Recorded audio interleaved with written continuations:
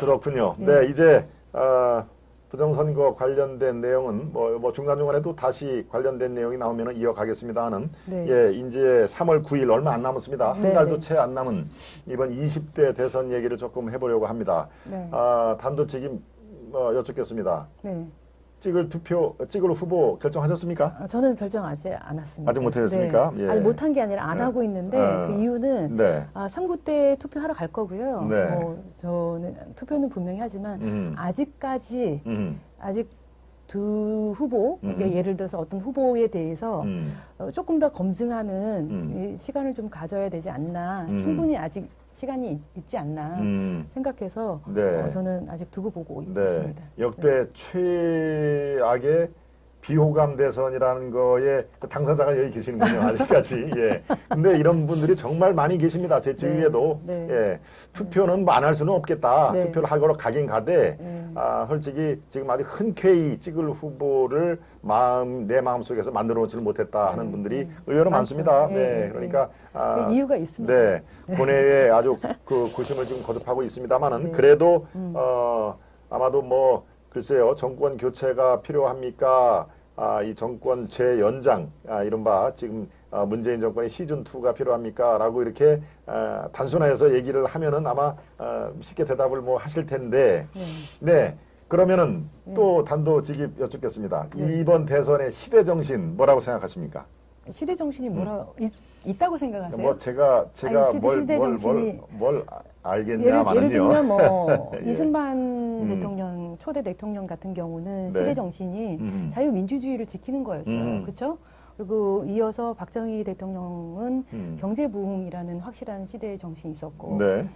전두환 전 대통령은 그것을 유지해서 더 성장하는 그 바탕 위로 이제 노태우 대통령 이후부터는 그렇죠. 민주화를 뭐 국민투표로 하겠다 해서 6.29 선언을 했던 거고 그 이후는 계속해서 왔는데 그러면 그동안 그 수십 년 동안의 민주화가 지금 계속 지금도 민주화를 얘기를 하면 시대정신, 그러니까 민주화가 안 됐다는 얘기도 되는 거거든요. 그렇습니다. 예, 예. 그러면 지금의 시대정신은 뭐냐?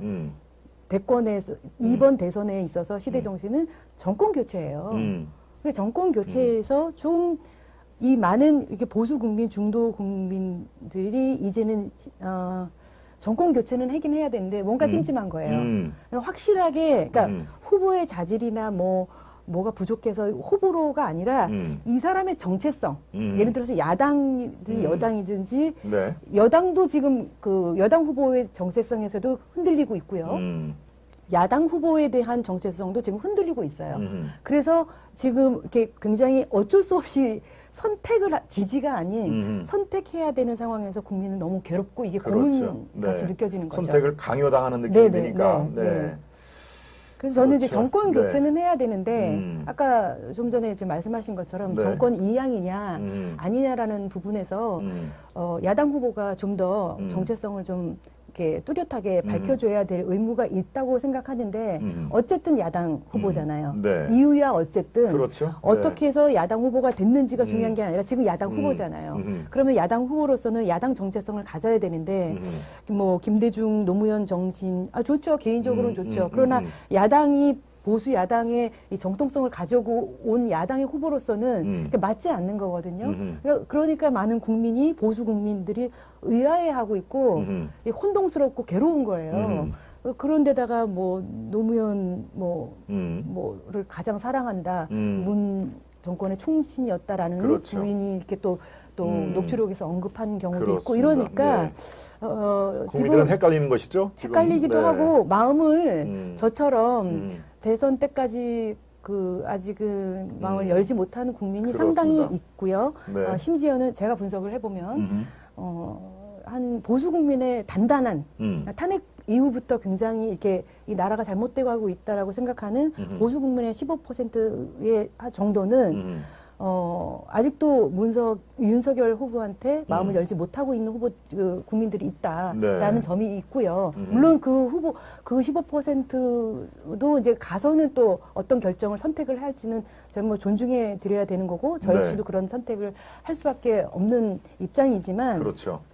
그런 게 유쾌하게 기꺼이 해야 되는데 이게 그 속된 말로 뭔 난리가 이런 난리도 그러니까 정체성이 불분명하기 때문에 국민조차도 아직 마음을 정하지 못한 국민 유권자들이 많지 않나 저는 그렇게 생각합니다. 그렇죠. 네. 지금 우리 박 교수께서도 분명히 3월 9일 날 투표는 하되 현재로서는 사실 이 사람이다라고 딱 마음의 결정은 못 내렸다라고 생각을 하고 윤석열 후보의 그 정체성 아이덴티티 말씀을 살짝 곁들여 주셨습니다. 네, 그렇다면은 많은 시청자 여러분들도 아마 동감을 많이 하실 텐데 이재명 후보, 그 윤석열 후보 또 안철수 후보가 이 많은 분들이 마음을 못 주는 가장 큰 이유를 하나씩만 꼽는다면 어떤 면을 뽑을까요? 일단 이재명 후보는 어떤 게 가장 큰 치명적인 약점입니까? 이재명 후보에 대해서 많은 국민이 우려하는 거나 이제 뭐 정체성, 네. 그 부분에 대해서 규정하는 어떤 회자되고 있는 슬로건이나 이슈들은 그냥 위험한 인물이다라는 막연한 생각을 하는 거죠. 불투명하다. 그러니까 뭐든지 투명하게 돼야 되는데 대장동 사건 뭐 화천대유 이후로 설계는 본인이 했다고 하는데 나는 아니다라고 빠지면서 많은 또 이상한 일들이 일어났잖아요. 그렇죠. 네. 네, 그래서 그런 것들이 불안하고 하면 한다는데 도대체 뭘 할 것인가? 나라를 부흥하게 할 것인가? 아니면 그 반대일 것인가라는 불안한 마음이 있어요. 근데 그렇죠. 그런 네. 불안한 요소들을 국민이 많이 갖고 있으면 이건 굉장히 안 좋은 현상이거든요. 그전에는 이 정도로 불안한 후보가 있었어요? 그렇습니다. 저도 후보 계속 투표를 했었지만 네. 불안하고 위험해서 안 된다가 아니라 저 사람은 맞지 않고 내가 선호하는 후보가 있어. 그리고 이 사람이 맞을 것 같아. 그래도 이 사람 찍어야 되지 않을까라는 정도는 있었지만 그렇죠. 어느 후보에 대해서 불안감을 느끼고 위험한 인물이다라고 생각하는 후보는 지금까지 없었다고 그렇습니다. 보는데 이 한간의 얘기가 특정인이 되면은 대한민국이 조금 이렇게 위험해지는 거 아니냐, 더 불안한 네. 나라로 가는 거 아니냐라고 하는 그런 한간의 얘기를 지금 잘 지적을 해주신 것 같은데요. 네. 계속해 주시죠. 네. 네. 뭐 예를 들면 뭐 안보라는 측면에서 사드 배치 이거 네. 대부분의 국민이 미군 철수를 반대하는데 미군 철수를 하는 한이 있더라도 사드 배치를 뭐 회수하겠다, 철수하겠다라고 하는 발언 굉장히 위험한 발언이잖아요. 그렇죠. 안보에 네. 있어서 굉장히 위험한 거고 포퓰리즘이 필요하다고 하면 제가 이제 프리덤 논단에도 썼지만 필요하다면 쓰겠다. 이거는 자본주의 국가에서 자유민주주의, 자본 시장 경제를 존중하는 국가에서 있을 수 없는 이런 메시지죠. 네. 포퓰리즘을 쓸 수 있다면 쓰겠다 그러는 거는 굉장히 충격이고요. 거기서 더 위험하구나라는 생각을 국민들이 할 수 있다는 점을 그렇죠. 이 후보가 자꾸 하셔야 돼요. 말조심을 하셔야 되는 거고요. 나라가 고장이 나더라도 나는 당선이 더 목표다라고 하는 말밖에 안 들리는데요. 포퓰리즘이라는 게 그렇죠? 그렇잖아요. 그 사회주의를 지향한다라고 하는데 사회주의를 우리 젊은 게 잘 모르는 뭐 꼭 젊다기보다도 이게 그 층을 만나서 보면은 네.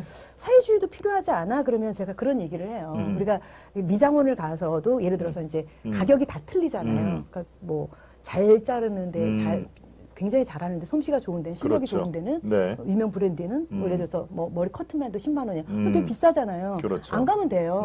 근데 가는 사람이 있죠. 왜 그 비용을 대가를 치르더라도 나는 잘 자르고 싶어. 그게 시장 경제잖아요. 그렇죠. 공급과 수요가 맞습니다. 일어나는 거잖아요. 네, 네. 그런데 사회주의라는 건 뭐냐면 국가가 정해주는 거예요. 동결해가지고 너 왜 이렇게 비싸게 받아? 일률적으로. 네, 일률적으로 너 다 3만 원에 통과해. 그러면 어떻게 될까요? 기분이 좋을까요? 누가 경쟁을 하고 실력을 키우고 앞으로 나아가겠어요.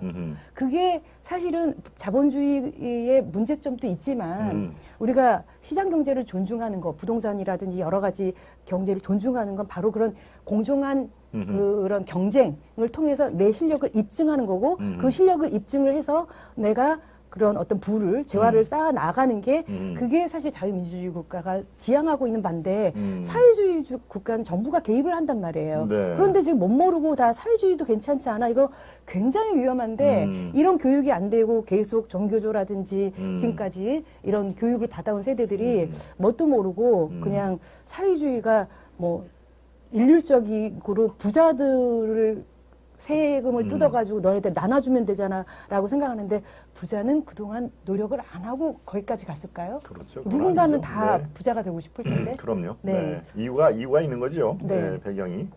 네.